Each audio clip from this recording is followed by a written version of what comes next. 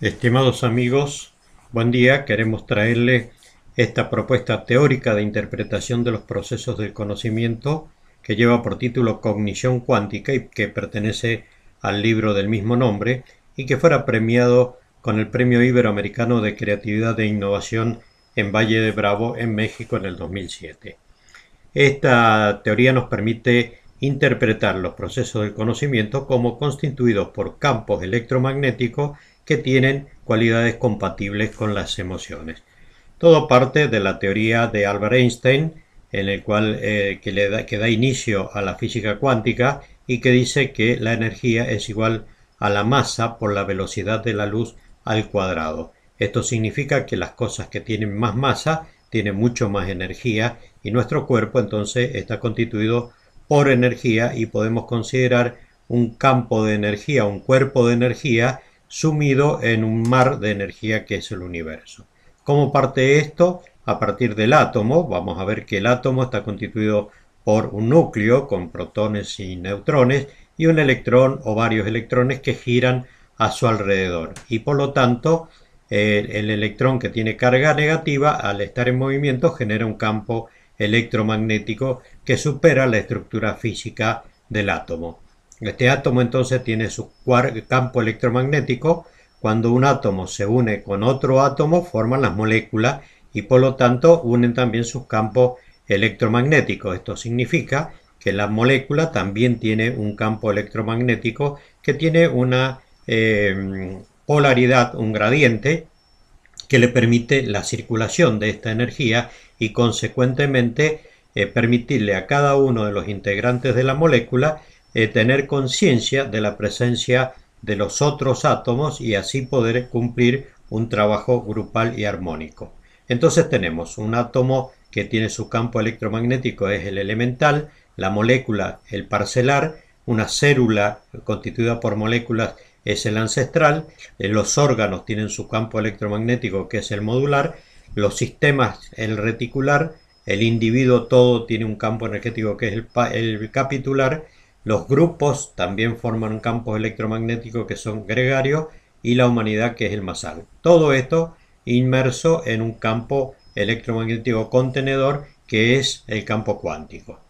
Estas energías a su vez se las puede dividir, se las puede comparar según su vibración y por lo tanto se las puede catalogar por colores, se las puede comparar con colores y también con las emociones. Por eso hemos hecho nosotros esta propuesta que se llama alegoría policromática para identificar las emociones con los colores. Así entonces la ira tiene color rojo, el miedo el color blanco, luego viene el color verde que es la alegría, el amor que es amarillo, la sorpresa que es de color azul, el disgusto que es de color lila y la tristeza que es de color negro. Esto nos permite a nosotros poder explicar mucho mejor las cualidades emocionales en función de sus vibraciones y sus energías. Consecuentemente con esto nosotros podemos imaginar que la inteligencia del ser humano también es un campo electromagnético que está inmuido en otro campo eléctrico mayor que es el universo. Por lo tanto, consideramos a la inteligencia como un campo totalizado entre el individuo y el medio que lo rodea, todo el universo.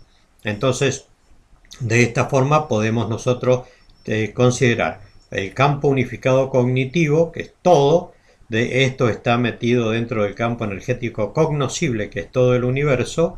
De allí se desprenden algunos incentivos que nos llegan a nosotros, que es el campo incentivador cognitivo, y son captadas estos incentivos por sintonizadores que tienen las cualidades, vibran a las cualidades de las emociones.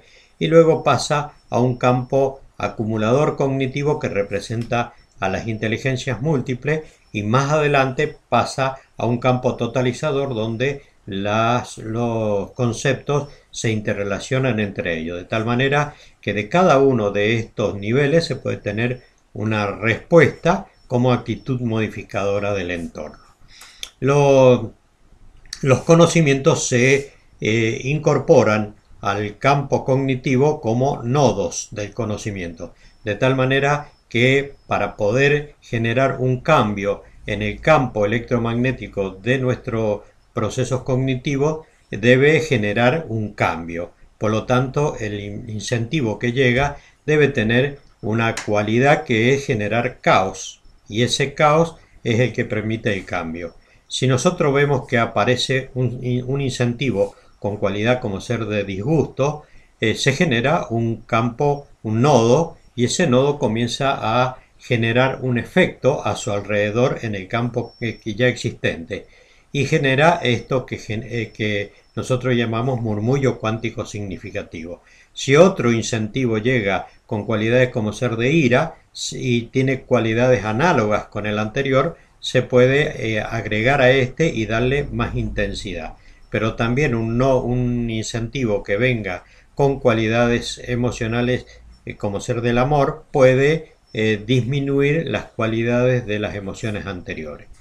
Estos nodos se van formando por saltos, no se produce en forma sistemática, sino que por saltos cuánticos y que dependen de la intensidad del incentivo, de la frecuencia, de las cualidades emocionales, del conocimiento previo y de la personalidad. Y todo esto nosotros llevamos a la educación para ver cómo estos incentivos se tienen que aplicar en la educación. Los nodos convocantes son estos nodos que se forman como consecuencia de permanentes incentivos que van agrandando el murmullo cuántico, y a su vez estos nodos van generando conexiones con otros nodos preexistentes a través de artejos vinculantes. Y estos artejos vinculantes también se convierten en atractores, de tal manera que desde el exterior nos llegan a nosotros incentivos con cualidades similares, y por lo tanto esto representa a la ley de atracción, en el cual según yo actúo también atraigo ese tipo de cualidades. En tanto que los nodos invocantes se forman como consecuencia de la necesidad de generar algo, y este nodo se conecta con otros nodos preexistentes, se unen estos conceptos para generar un nuevo nodo que se manifiesta como creatividad y que se expresa al exterior como actitud modificadora del entorno. Así que entonces tenemos el universo. Del universo a nosotros llega un caudal incentivador cognitivo. De estos incentivos solamente los caotizantes son los que generan cambio, son sintonizados por los campos sintonizadores emocionales, y desde aquí ya podemos tener una respuesta que es la respuesta emocional y que se manifiesta como actitud modificadora del entorno. Luego estos conceptos se vuelcan en otros campos que representan a las inteligencias múltiples. Allí se produce el conocimiento propiamente dicho y la respuesta es el reflejo condicionado. Y luego se van incorporando a otros campos que representan la sabiduría y la intuición, desde donde se produce la creatividad. ¿Cuáles son las cualidades que pueden tener estos campos y cómo las podemos representar? Bueno, hay una posibilidad de representarlo con su posición temporoespacial, es decir, Einstein dijo que el espacio y el tiempo no son cosas separadas, sino que es una sola cosa, que es el espacio-tiempo. Y nosotros vamos a intentar representar el espacio-tiempo en un conjunto de ordenadas y abscisas para poder explicar estas cualidades que tienen los distintos campos energéticos. Entonces podemos ver que el tiempo lo podemos representar sobre la horizontal y un avance de izquierda a derecha. Todo esto es teórico, por supuesto. Entonces, si analizamos algo allí, vamos a ver que tenemos hacia la izquierda el pasado, hacia la derecha el futuro. Y el espacio, todo lo que tiene espacio puede generar energía, ceder su energía como un átomo isótopo radioactivo, o retenerla. Entonces tenemos la entropía y la inercia. Entonces, ¿cómo podemos evaluar a un elemento? Depende de la capacidad de ceder su energía cuántica en favor de los procesos en los cuales participa, y eso determina su libertad de acción, es decir, la capacidad que tiene de relacionarse con otros átomos para formar moléculas que generen un efecto, que cumplan un efecto. Así entonces, si nosotros analizamos un elemento biótico, podemos ver que ese elemento biótico tiene que ceder su energía, por lo tanto tiene que estar hacia la entropía, pero no en mucha intensidad, y también avanzar hacia el futuro. Es decir, que los procesos, los elementos que participan de la vida deben tener una característica, deben tener una tendencia que está representada por el cono verde. Entonces, no es una gran intensidad la entropía, pero tampoco hacia la inercia.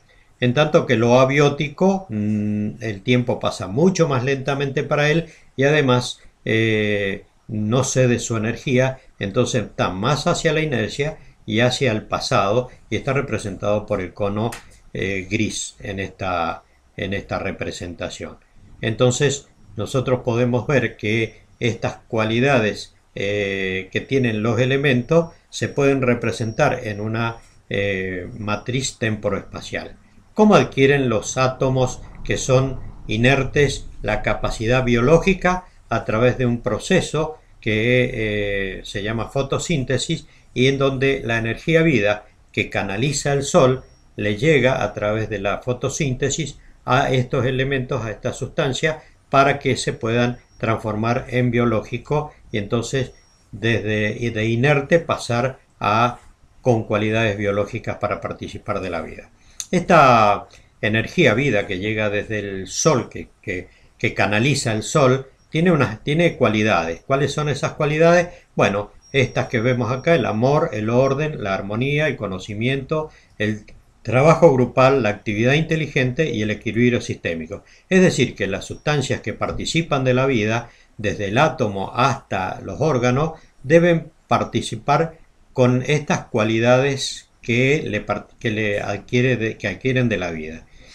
Luego aparece la mente humana, que es dual, por lo tanto le permite poder tener la capacidad de elegir y de discernir.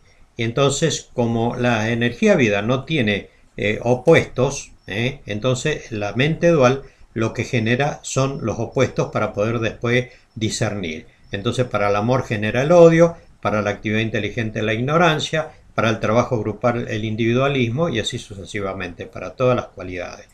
Si nosotros en este mismo plano ya vemos que el concepto de espacio y tiempo no son líneas, sino son planos porque es tridimensional, allí podemos analizar el hombre y podemos ver que la cuarta dimensión es su actitud precedida por su voluntad. Es decir, que uno voluntariamente genera acciones hacia el medio y por lo tanto genera cambios también hacia el medio que te afectan nuevamente. Así, esto sería una propuesta de lo que doy recibo. Y si en este mismo plano queremos ver las emociones, vamos a ver que la ira tiene una gran tendencia a la entropía, genera mucha energía, libera mucha energía, luego el disgusto un poco menos, en el medio está la alegría, el amor y la sorpresa, que coinciden en el campo con las cualidades biológicas, y luego tenemos la tristeza hacia abajo, hacia la inercia, y el miedo hacia el pasado. Es decir, que nuestras actitudes son las que generan nuestro entorno, y un cambio de actitud es la que nos permite buscar el camino que nos lleve hacia la luz. Y para eso tenemos una serie de técnicas y estrategias que podemos utilizar para poder generar un cambio de actitud, especialmente el uso de emociones como el amor, la alegría y la sorpresa, y algunos otros elementos, la expresión artística y demás. Entonces, queremos terminar con un dicho de Albert Einstein, de Francis Thompson, que dice: por un inmortal poder, todas las cosas cercanas o lejanas están ligadas entre sí, de modo que no puedes arrancar una flor sin perturbar las estrellas. Esto lo dijo Francis Thompson. Muchas gracias. Todo esto, estas técnicas y estrategias están desarrolladas en un nuevo libro que se llama Educación Diamantina, que permite aplicar en el aula las técnicas y estrategias que permitan un equilibrio energético de los individuos para poder lograr un efecto perecedero como es el diamante. Gracias.